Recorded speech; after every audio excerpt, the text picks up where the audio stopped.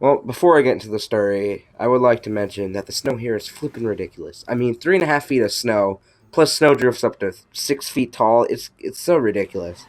And it's so cold out here and windy. It's like sand blowing in your face because the snow is like doesn't even melt when it hits your face. So it's like tiny little sand grains flicking into your eyeballs. Wow, that was just stupid. So we spend our 3 hours trying to clear out all the snow in our driveway. And, once we do that, we're like, okay, now we can finally get out the road and, get our milk, bread, and eggs because that's all you need to survive. But wait, the township, they didn't plow. So, yeah, they didn't plow, so we're pretty much stuck in our house right now. It's been 3 days since the storm started, I guess you can say. And I'm still stuck at home because some stupid idiot decided it would not be fun to plow. Sorry about all that garbage. Now it's time to tell the story of the cruise ship Tip Boy. So it all starts off at some port in New Jersey. So after everyone gets done with the pre-board check, get on the cruise ship crap, we go up to the top floor because they don't let you in a room because they have to clean it from all the people who were there last. So we go up there and we're just me and my mom chilling there. The rest of my family just goes. I don't know what they did, honestly. So, we get our lemonade, we sit down, we're just waiting, right? You gotta wait for all the people to board the ship and all that garbage.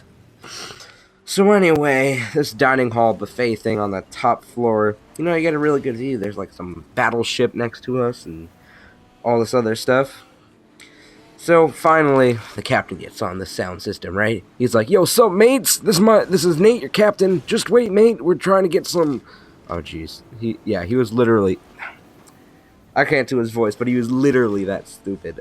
Not stupid, but like cool, man. He was like 20 and he's operating the ship. So anyway, he continues.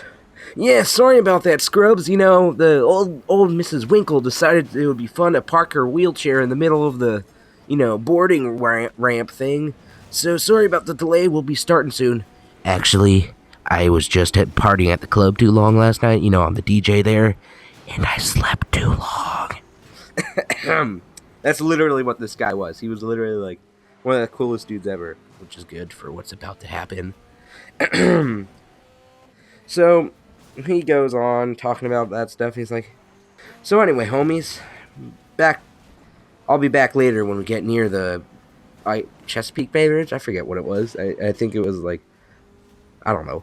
But first, I would like to mention that any lifeboat or flotation device is completely off limits. And even if we have to sink, don't want to see any of you scrubs touching them, or you will be shot on the spot." Yeah, literally, this guy was like joking around like that, like, "Ooh, lifeboats are not required.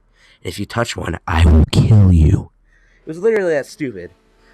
Enough of that. Oh yeah. So also later we're gonna be experiencing a huge gnarly storm, man. So surf's up, bros. And he hangs up.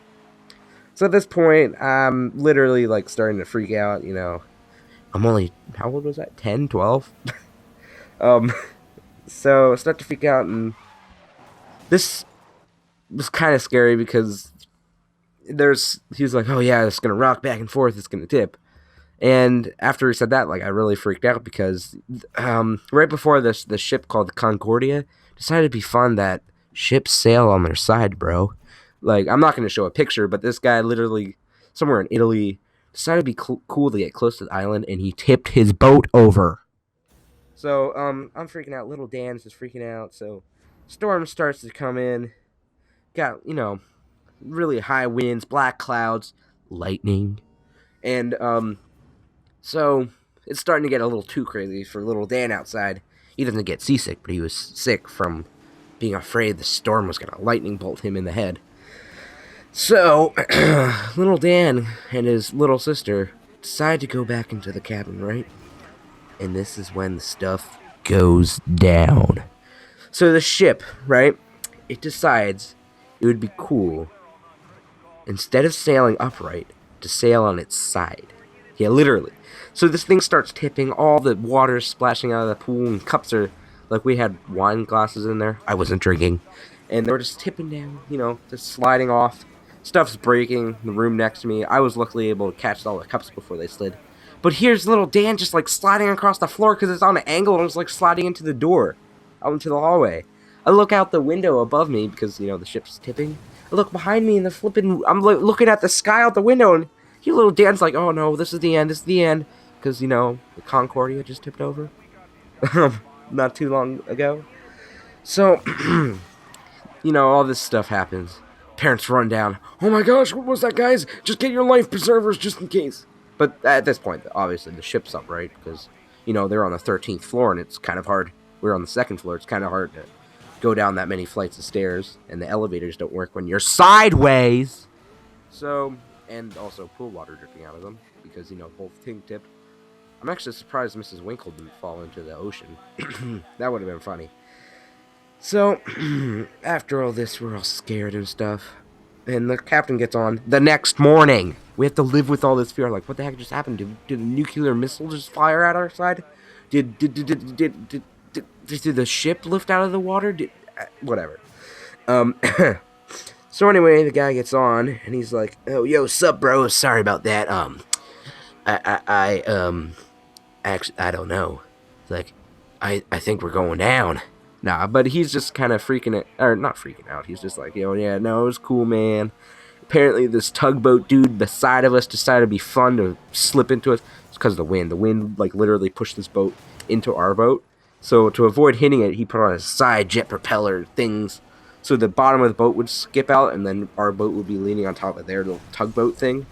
So that's why it tipped, and it was scary. So the rest of the ride, like, all the plates are broken, and the pool was literally, it's like an 8-foot deep pool. It was down to 3 feet because of all the water that drained out. Everything's out of service. Like, 2 of the elevators don't even work anymore. They're trying to fix that while the ship is going.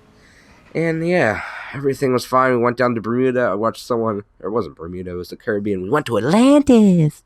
And I watched this dude. He literally, like, once we get off, I'm like, ooh, this is a nice port. Because I was already on 2 cruises before to Bermuda. And the port's kind of, well, let's just say it's like the bad part of New York City. So we get to the port. I'm like, oh, this is a cool port. It's not that bad. And then the second I get off the ramp, you're like, you got to sign out. Like, ooh, Dan is off the cruise ship. So we sign out and stuff. And I look, right as I get off the plank to get onto the island, I look, and this homeless dude is beating a puffer fish to death. Like, he literally just grabs the thing by the tail. He's like, bam, bam. Oh, I broke something. What? Oh, it's working. That was stupid. Never bang your microphone. It will fall. So that was a little bit of a crazy thing. And, he's just like, I don't know. This guy was cool. I mean, he was in his 20s. And, like, I swear, if it wasn't for the fact that he was high on quick scoping and Mountain Dew, he probably would not have been able to react fast enough to save the ship from hitting a tugboat, and then we would have sunk like the Titanic. Yeah. So after all this, it was fine. Scary on the way back up, because when we get to the same tight, close quarters area where we tipped over last time, guess what happened? Another storm. This time the dude just YOLO'd and hit the tugboat, and we blew up and died. And you never saw little Dan again. The end. Nah, he just it was fine. Did have a little bit of trouble getting over the Chesapeake Bay Bridge tunnel, though. I heard, like, maybe it blew up when he hit it. Nah, but, we get back. Everything's fine. A lot of broken stuff. And because of the tip, the cruise ship tip, you know what this was Carnival Cruise Lines, by the way. You know what they decided to do? They decided to give us a free cruise! Actually, not quite like that. I don't know. See, my dad's company, he doesn't work for Carnival. Carnival's one of his customers, and like the whole time we're there, they're just giving us like wine bottles and stuff, and here's little Dan sitting in his cabin. The woman's like, knock, knock, knock, like, then, oh yes, come in, and she's like, oh, are you Richard? And I'm like, no. And it's just, oh, Richard's supposed to be 50, and here's like little 12-year-old Dan or something like that. So that was funny. I know this story is a little weird. I don't have my computer right now. I'm sitting in my basement recording this on a garbage laptop. So if you like the video, hit the like button. And if you like my channel, hit subscribe. And if you want to see more videos like this, leave it in the comments below and leave a like. Hopefully, the next story will be better, and that one should be about. Let me think. I don't know. It's either going to be about a part two, kind of, to the kindergarten jerks.